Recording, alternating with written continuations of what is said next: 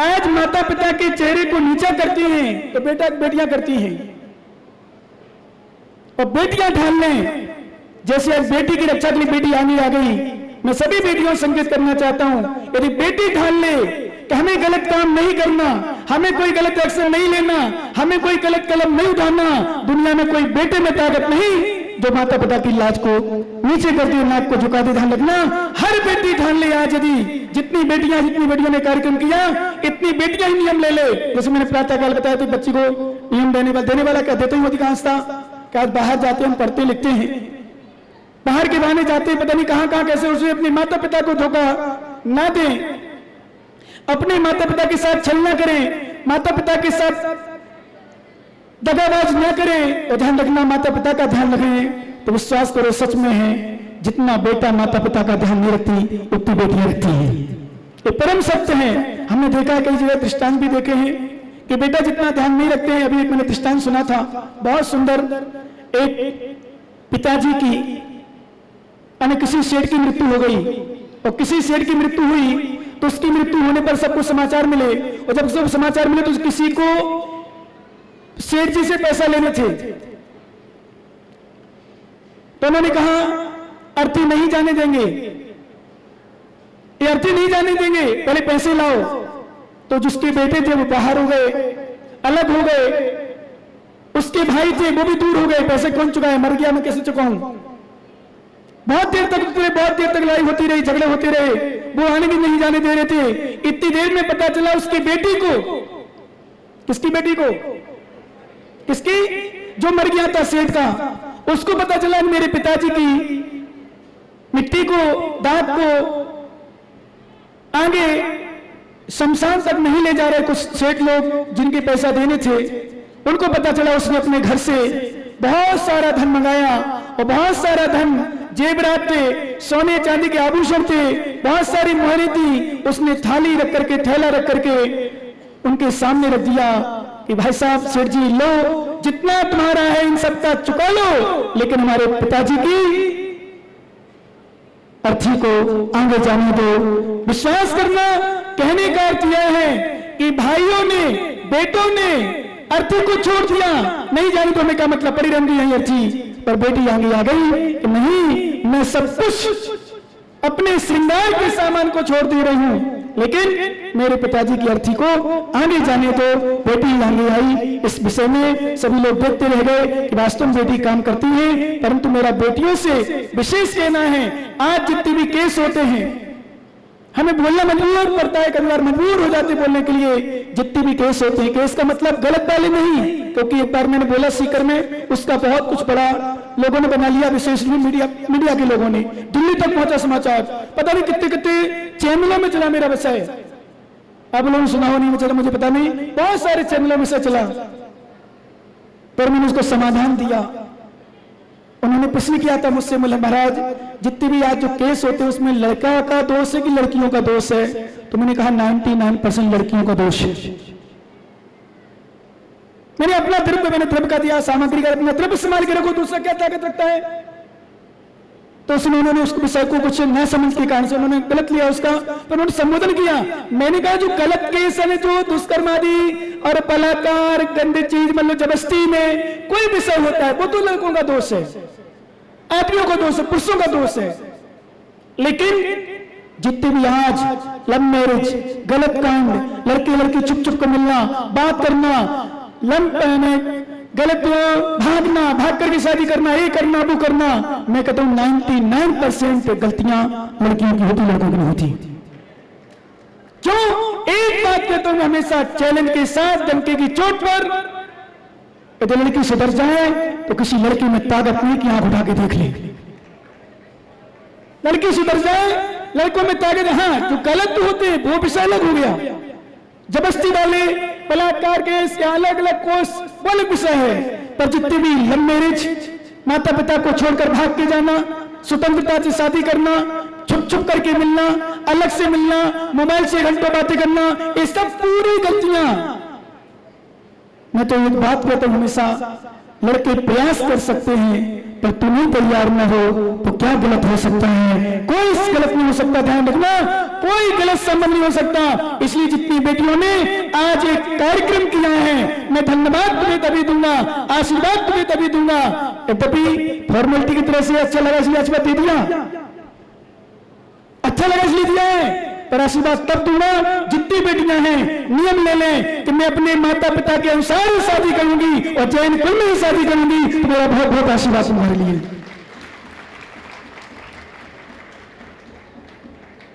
मन चाहे शादी नहीं करूंगी, जहां मैं चाहूं वहीं शादी करूं, मैं किसी के साथ जाऊं, किसी के साथ चली जाऊं, कहीं छुप छुप बात करें, मत माता पिता भेजते बाहर पढ़ाई के लिए, तुम गलत काम करो, ऐसा काम नहीं करते हैं तो मेरा बहुत आशीर्वाद है, और यदि करते हो तो मेरा आशीर्वाद वापिस है, आशीर्वाद वापिस है। क्यों? क्योंकि हर माता पिता चाहता मेरी बच्ची पढ़े, हम लोग भी चाहते हमारी जैन बच्ची पढ़े, संस्कारवान बने, ज्ञानवान बने। जब उसने कहा, ऋषभ की बच्ची ने, चिरगांव वालों ने वो आए भी आशीर्वाद लेने, मैंने कहा, जब उन्होंने कहा कुछ अच्छी पढ़ाई करना, अच्छी सर्विस में पहुंचना, मुझे खुशी हुई। खुशी होती है जब कोई जैन लड़की कलेक्टर बने, कोई सीए बने, इंजीनियर बने, बड़े पोस्ट पर पहुंचे, बड़ी खुशी होती है। लेकिन जब एक बार का दृष्टांत आता है, आचार्य विद्यासागर महाराज से एक किसी लड़की ने आशीर्वाद लिया, महाराज आईएएस करने ही मुझे आशीर्वाद दो। महाराज ने आशीर्वाद दिया, आईएएस कर लिया, कलेक्टर बन गई, ध्यान देना सभी लोग, कलेक्टर बन गई। और कलेक्टर बनने के बाद, कलेक्टर जब बन चुकी, पढ़ाई लिखाई पूरी हो गई, तो मालूम चला वो लड़की, जैन लड़की, शादी दूसरी की जगह कर ली। काहे का किस आसी मालूम मिला तुम्हें? क्या हुआ जैन के लिए? वो जैन लड़की नहीं बची। यदि लड़का दूसरी जगह शादी करता है, कोई लड़की लाता है, तो उस लड़की का तो पुण्य है कि जैन कुल में आ गई, पर जैन लड़की कहीं जाती है तो उसका पाप कर्म है कि दूसरे कर्म में चली जाती है। ये समझ नहीं पाते हो, ध्यान रखना। और ये जितने भी केस होते हैं, ध्यान रखना, 99 नहीं 100%,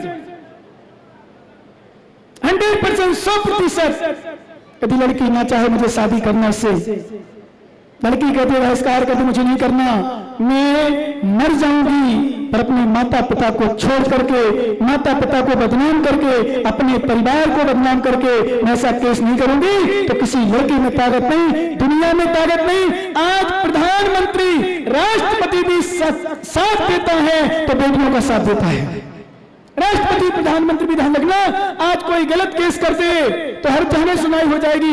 लड़का कोई केस कर दे, एफआईआर दर्ज कर दे, इस लड़की मुझे गलत कर रही थी, मुझे देख रही थी, ऐसा कर रही थी, कोई नहीं स्वीकार करे, चाटा मारेंगे, पुलिस पर लगा देंगे। और लड़की कोई कहते अपने पिताजी के लिए भी कि पिताजी ऐसा करे, तुरंत सुनाई हो जाएगी, तुरंत जांच हो जाएगी। क्यों? लड़की में ताकत है। समझ में आ रहा कुछ? इसलिए जितनी बच्चियां हैं, सुन लो हमारी आवाज, जितने बच्चियां हैं, ध्यान रखना, सबसे पहले नंबर नियम लेंगे। क्योंकि जब नष्टकुमारी बनाते हैं, जहां भी पंच नष्टकुमारी बनते हैं, ब्राह्मणी सुंदरी बनाते हैं, पहले नंबर नियम देते हैं। एक नियम जरूर रखना, जितने बच्चे समझदार हैं, कि शादी के पहले तक तो ब्रह्मचर्य व्रत का पालन करेंगे, पहला मामले व्रत रखें। क्योंकि ये भी बहुत खराब स्थिति बन गई आज, बहुत खराब। क्योंकि जब सीकर हम बिहार कर रहे थे, कौन सुमत प्रकाश जी, वहां होटलें बहुत सारी, लॉज है बहुत सारी, और जैन साहब की लॉज थी, अब तो शायद चेंज हो गई क्योंकि लीज पे लेते हैं। मैंने पूछा, तुम्हारी कमाई पूरी हो जाती क्या? बोले महाराज मत पूछो, इतनी होती कहनी क्या है। मैंने पूछा क्यों, कैसे? बोले जितने नए पीआर आते हैं, अनमैरिड बच्चे बच्चियां आती है, उनसे कमाई होती है। 500 रुपए का कमरा 1000 मिलता है, दूनी कमाई होती है। खूब आते हैं। बोले महाराज क्यों? घर में तो समय है नहीं, स्थान है नहीं है, किसके साथ जाएंगे, किसके साथ मिलेंगे? ध्यान रखना, कहने का अर्थ हर बच्चे यदि नियम ले ले कि शादी के पहले तक तो मेरा ब्रह्मचर्य व्रत रहेगा, कोई भी लड़की किसी लड़के के साथ गलत काम नहीं करेगी। और जब गलत नहीं करेगी तो अन्य इंटर जाति, अदर जाति, दूसरी जाति में शादी करने की भावना नहीं बनेगी। क्योंकि जहां फ्रेंडशिप होती है वहां से गलत संबंध हो जाते हैं। और लड़की नियम ले ले, मुझे माता पिता की लाज रखना है, मुझे पढ़ाई करना है, पढ़ाई मतलब पढ़ाई करना है, तो मैं आशीर्वाद देता हूँ, खूब पढ़ो, खूब पढ़ो, खूब माता पिता का नाम कमाओ, बहुत बहुत आशीर्वाद देता हूँ। परंतु एक नियम के साथ रहें, मुझे पढ़ाई करना है, अध्ययन करना है, मुझे अपना नाम, दो कुल की लाज बचाती ही बेटियां, क्या बोला था? दो कुल की लाज बचाती ही बेटियां, पर बेटियां गलत निकल जाए तो दो कुल की लाज नसाती है बेटियां। ध्यान रखना, बेटियां भी गलत निकल जाए तो दो कुल की लाज नसाती हैं। गलत निकल जाए तो माता पिता को भी लाज और ससुराल पक्ष का भी लाज। कोई गंदी निकल जाए, गलत मार्ग पर चल जाए, कोई फैशन में चली जाए तो दोनों कुल को बदनाम भी होती है। ऐसी बेटियां होती हैं जो दोनों कुल को बदनाम करती हैं। विश्वास करना हमारे कहने का जो आज कार्यक्रम किया, हम लोग अभी देख रहे, पंडित जी आपको देख रहे थे, जय कुमार जी उनका भी चेहरा एक आंखों में आंसू भर रहे थे, अर्थात चेहरा बिल्कुल रोना हुआ सा लग रहा था, उदास दिख रहा था। हमारे भी रोम रोम खड़े हो गए थे, मतलब एक दुखी विचित्र अवस्था में थे कि वास्तव में लोग क्या कर डालते हैं। और सच में ये सब पूर्व में भ्रूण हत्या हुई। यद्यपि आज वर्तमान में लड़कियों की हत्या कम होती है। आज तो बात इसलिए होती है नहीं चाहिए लड़का, नहीं चाहिए लड़की, इसलिए करते हैं अधिकांशता। इतनी लड़की बढ़ेगी, देख लेना ऐसे कार्यक्रम में उसमें कितनी लड़की बढ़ेगी, लड़कों की औसत, लड़कों की स्थिति कम हो जाएगी और लड़कियां ज्यादा होगी। क्योंकि ऐसे मेरे पास बहुत है जिनकी दो लड़कियां नहीं, बस बहुत है, लड़कियां ही लड़का काम करेगी। अब लड़की बढ़ गई, यहाँ देखो कितनी लड़कियां हैं, इसमें 2 4 लड़के होंगे, लड़के 2 3 सारी लड़कियां थी, फिर क्या होगा, कैसी बनेगी। इसलिए ध्यान रखना, कहने का अर्थ हमारा यह है कि सभी लड़कियां जितनी बेटियां हैं जिन्होंने कार्यक्रम किया है, बहुत आशीर्वाद, बहुत अच्छा। सबसे बड़ी विशेषता बिना देखे याद किया हुआ जो तुमको पढ़ा है, रोशन की है उन्होंने, मैं समझ दिया है, सर महीनों से तैयार, 15 दिन 20 दिन से लगे होंगे, पूरी तैयारी की है। तो मेरा सबको उनको आशीर्वाद है। इस मंगल कामना के साथ जो तुमने दिखाया है वो करके दिखाना, समझ रहे ना, जो तुमने दिखाया लोगों के बीच में वो करके दिखाना। तो हमारा आशीर्वाद के साथ साथ भगवान का भी आशीर्वाद खूब रहेगा और हमेशा हमेशा सुखी रहोगे, हमेशा लोग तुम्हारा ध्यान रखेंगे। और तुमने ही अपना ध्यान नहीं रखा, अपने माता पिता के साथ धोखा दिया। तो मैं कहता हूं मालूम, एक शब्द बोलता हूं हमेशा, जिन बच्चों ने अपने माता पिता के साथ धोखा दिया है वो अंतिम समय ध्यान रखना परेशान होकर जाएगा। अंतिम समय तड़प करके मरेगा, नियम है, परेशान होकर जाएगा। जिन बच्चों ने अपने माता पिता की सेवा ना की हो, जिन बच्चों ने अपने माता पिता का ध्यान ना दिया हो, जिन बच्चों ने अपने माता पिता के साथ दगा किया हो, जिन बच्चों ने अपने माता पिता के दिल को दुखाया हो, उनका शरीर का रोम रोम दुखता है अंतिम समय कि बेटा तेरा पिता का बदला, तेरी माँ का बदला जो तूने माता पिता के साथ किया था, उसका बदला इसी पर्याय में थोड़ा सा मिला है, अगली पर्याय में और मिलेगा। ये नियम है। इसलिए हम कार्यक्रम करें, नाटक करें, लोगों को दिखाएं, बहुत अच्छी बात है, देखना ही चाहिए। पर मैं तो एक ही बात कहता हूं, सबसे बड़ा नाटक वह है जो प्रैक्टिकल में हो, क्योंकि मैं थ्योरी पर विश्वास कम करता हूं। जब अभी अजमेर वालों ने मुझसे पूछा, बोले महाराज बताओ क्या करना है, क्या आदेश है। मैंने कहा भैया मैंने जो आदेश वहां दिया है वही यहां दूंगा। मेरा ऐसे नहीं कमरे में कुछ कहो अंदर, कुछ कहो बाहर, कुछ हो। सही बताऊं, मैंने कि प्रकाश जी करें ये जाने, मैं नहीं करूंगा ऐसा। मतलब कमरे में कुछ कहें बाहर कुछ कहें, बोले महाराज कुछ बताओ क्या करना है। मैंने कहा जो मेरा आदेश, जो आशीर्वाद स्टेज पर था वही आशीर्वाद यहाँ है। कोशिश करते रहो, मेहनत करते रहो, सफलता जरूर मिलेगी। लेकिन तुम चाहो मैं मायाचारी कर दूं, वहां कुछ कहा मैंने, यहाँ के तुम हाँ बस चतुर्मास कर लूंगा, चिंता मत करो। एक ही बात मैंने कही, मेहनत करोगे सफलता मिलेगी, लेकिन कभी कभी मेहनत करने पर भी सफल नहीं हो पाते हैं। क्यों नमन जी, कितने साल दिए तुमने पेपर, मेहनत की, सब कुछ किया, लेकिन कई बार फेल हो जाते हैं, हो जाते कि नहीं, हो जाते हैं। मेहनत करो, सफलता नहीं मिलती, कुआं खोदते हैं पानी नहीं निकलता। तो मैंने कहा चतुर्मास के लिए प्रयास करना, मेहनत करना, हो सकता सफल ना हो, सफल हो जाए भाग्य है, ना हो पाए दुर्भाग्य है।